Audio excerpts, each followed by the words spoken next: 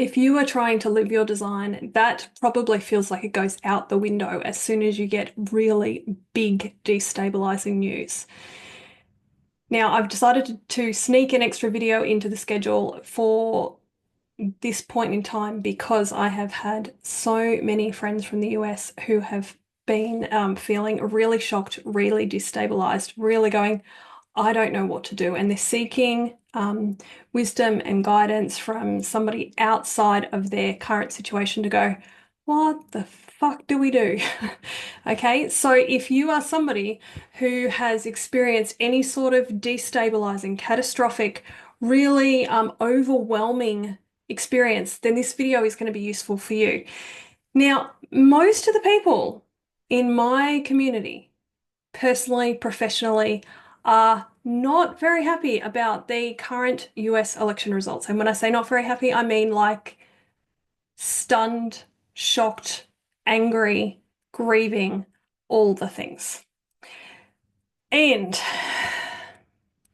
they're really wondering what the heck to do. And these are really, really spiritually aware, emotionally intelligent humans that are just flawed and do not know what to do. So the point of this video is for me to give some very tangible, very easy to follow along suggestions. And I want you to know that it applies whether or not you are watching this in real time, where you're like reeling from the change of government or the impending change of government in the US, like so many of my US clients and friends, or whether you are really struggling with the ongoing murdering that is happening in Gaza, whether you are personally attached to what's happening or have a personal connection to Russia invading Ukraine, whether you have loved ones in tornado affected areas, flooded affected areas, civil war affected areas. There are things happening all over the world all the time.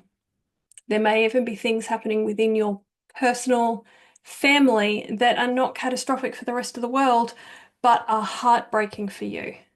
So if you are experiencing any sort of massive destabilizing emotional reaction to anything, my intention is this video will be helpful for you, because we cannot live our design when we are in a massive, massive stress response. Okay. The highest priority when we're in a massive stress response is to work with what's happening in us and for us and to us in that moment.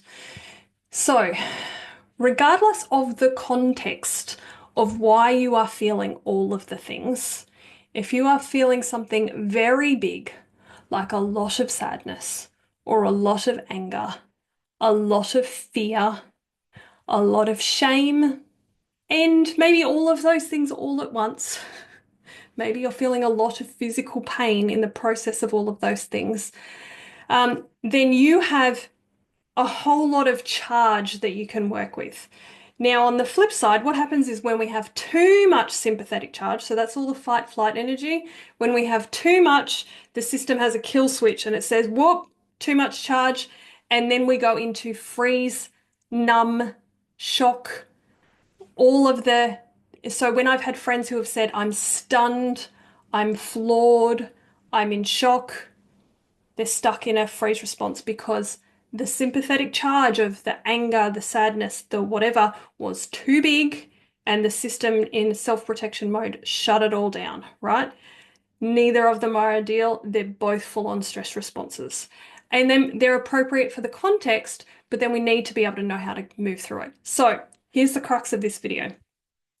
I want you to ask yourself, if you're in this situation and you're feeling big things or totally numb or whatever it is that you're experiencing that feels stressful for whatever reason, whatever has created that emotional reaction within you. One, ask yourself the question, can I feel my feelings? If you're numb, can you feel it? And just become aware of it. If you're stunned, can you feel that?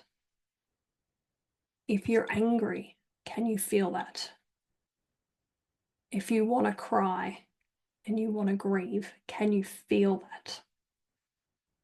If you can, please let yourself feel some of it. And when the body goes, whoa, I've had enough, then stop.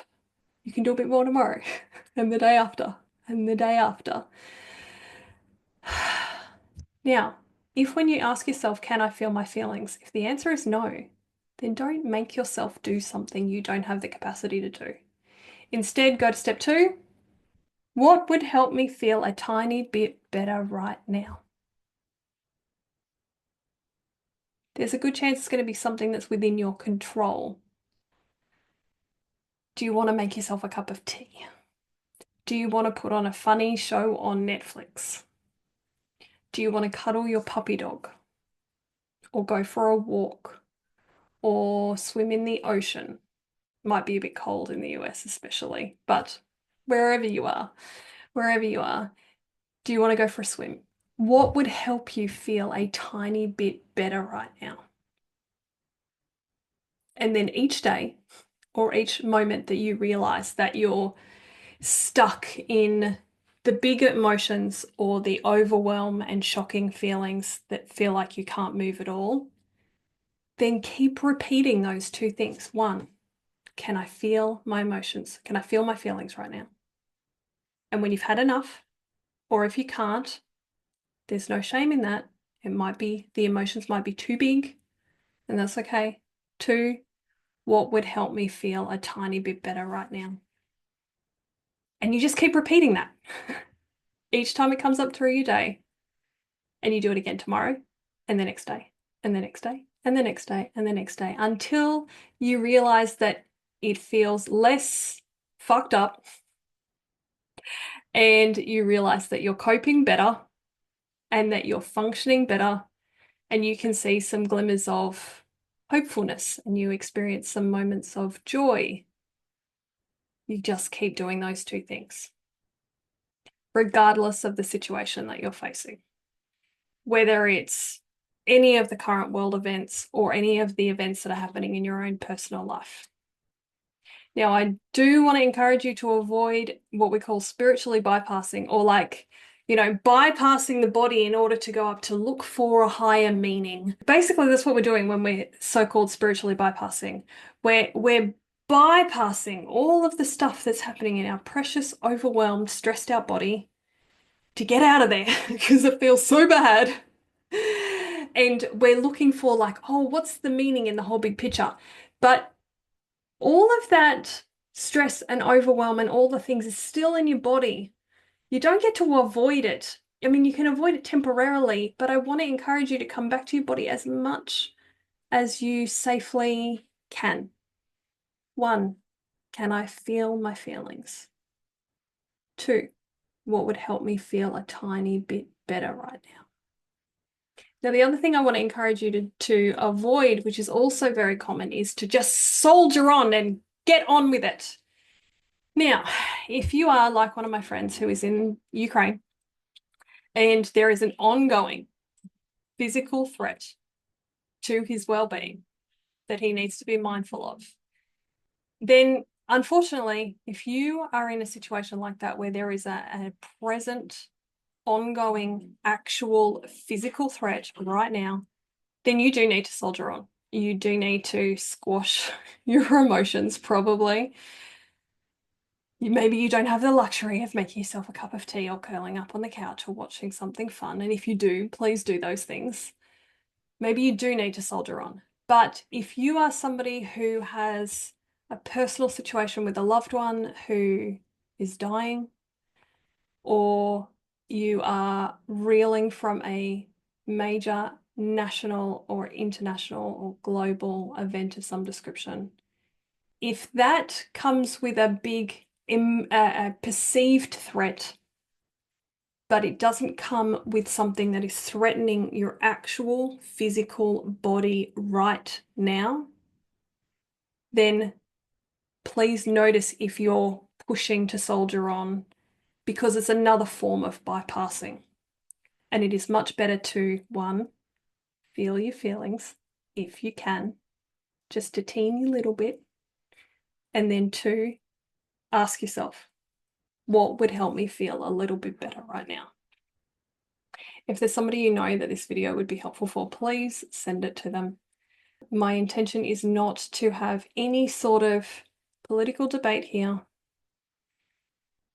but more to provide a resource for the overwhelming number of friends and clients that I have in the US and in other places around the world that are affected by destabilizing changes, who need a resource in order to cope when things get hard. I hope it was helpful.